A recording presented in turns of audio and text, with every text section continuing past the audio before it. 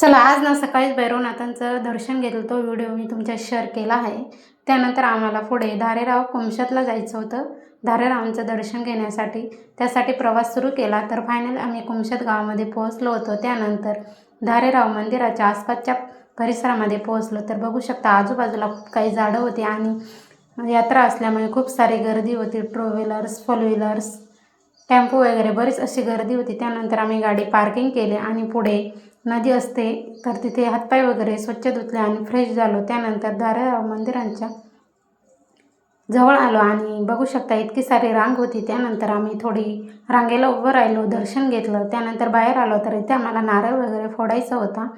तर त्यानंतर दर्शन वगैरे छान असं झाल्यानंतर आम्ही गाडी पार्किंगला लावली, तिथे आलो, उसाचा रस पेला आणि त्यानंतर फायनली गाडीमध्ये बसलो आणि प्रवास चालू केला रिटर्नचा। त्यानंतर आम्हाला येता येता मावशीच्या घरी जायचं होतं। म्हटलं चला भरपूर दिवस झाले तिला भेटलो नाही तर भेटून येऊ, यासाठी आम्ही इथे मावशीच्या घराजवळ आलो, इथे गाडी लावली। त्यानंतर इथे कलिंगड वगैरे आम्ही आणले होते सोबत, तर म्हटलं चला कापून घेऊया आणि सगळ्यांना देऊया, तर सगळ्यांना दिलं। त्यानंतर इथे मावशीच्या घरासमोरच तोरणीचं झाड आहे, म्हटलं चला तोरणं पिकतात की नाही बघूया, तर मला भेटले। तर आजचा मिनी ब्लॉग इथे सेंड करते। तर व्हिडिओ आवडल्यास लाईक शेअर करायला विसरू नका। चॅनलवर नवीन असाल तर प्लीज सबस्क्राईब करा। तोपर्यंत सगळ्यांना बाय बाय।